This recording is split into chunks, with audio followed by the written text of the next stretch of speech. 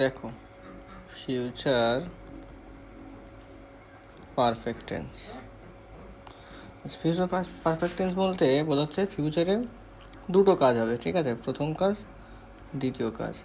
এর মধ্যে এই প্রথম কাজটা দ্বিতীয় কাজের আগেই শেষ হয়ে যাবে, ফার্স্ট কমপ্লিট হয়ে যাবে, তারপর দ্বিতীয় কাজটা শুরু হবে।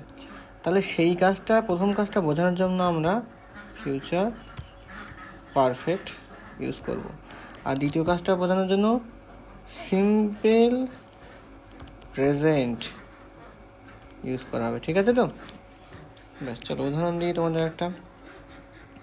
যেমন তুমি আসার আগেই সে এটা করে ফেলবে। দেখো, তুমি আসার আগেই সে এটা করে ফেলবে, দুটোই ভবিষ্যৎ হবে। তো সে এটা করে ফেলবে কি, তুমি আসার আগেই। তাহলে তুমি আসার আগেটাই হবে, এর আগে প্রথম কাজ এইটা, দ্বিতীয় কাজ কিন্তু এইটা। তাহলে এইটা হবে ফিউচার পারফেক্ট, ঠিক আছে? তো আর এইটা হবে সিম্পল প্রেজেন্ট।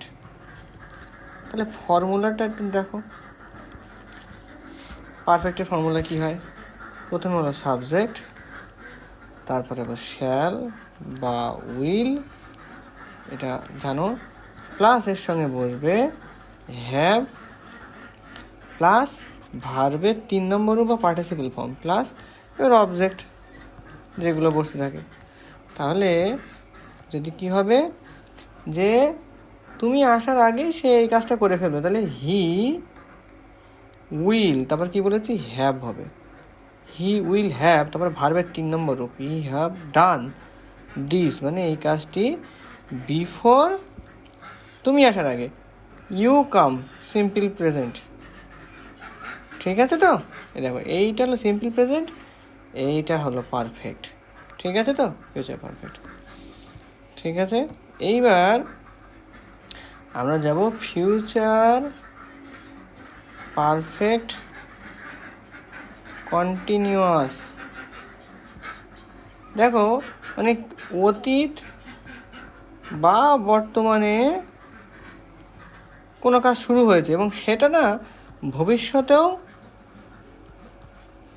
কিছু সময় ধরে চলবে, ঠিক আছে?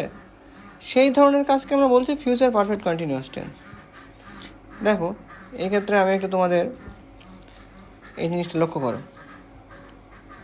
এখানে কি বলা হচ্ছে, যে future perfect continuous tense describes an action that began either in the past or present will continue to happen until a point in the future. For example, কি বলছে, Elizabeth will not have been shopping for 6 hours, মানে Elizabeth 6 ঘন্টা যাবৎ কিছুই কাজ করবে না, মানে এখন থেকে শপিং করবে না, এখন থেকে সে শপিং করছে না, কিন্তু এবং নেক্সট 6 hours সে শপিং করবে না, মনে থাকবে? দেখো, এবারে ফর্মুলাটা কি, subject plus will have, will plus have plus been plus present participle form. এই জায়গাটা লক্ষ্য রাখবে যে এটা প্রেজেন্ট পার্টিসিপল ফর্ম বলছে, এইটা প্রেজেন্ট পার্টিসিপল ফর্ম, ঠিক আছে? এই জায়গাটা কি বলছে, যে এই জায়গাটায় মনে রাখবে যে এটা প্রেজেন্ট পার্টিসিপল ফর্ম, এইটা কিন্তু অবশ্যই মনে রেখো যে প্রেজেন্ট পার্টিসিপল ফর্ম, ঠিক আছে?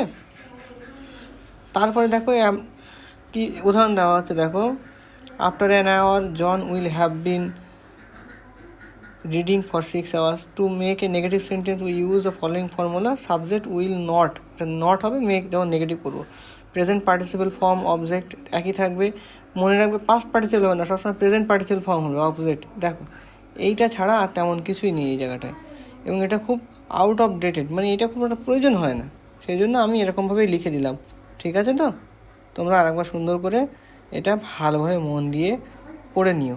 দেখো, আমি এইভাবে দিয়ে দিচ্ছি।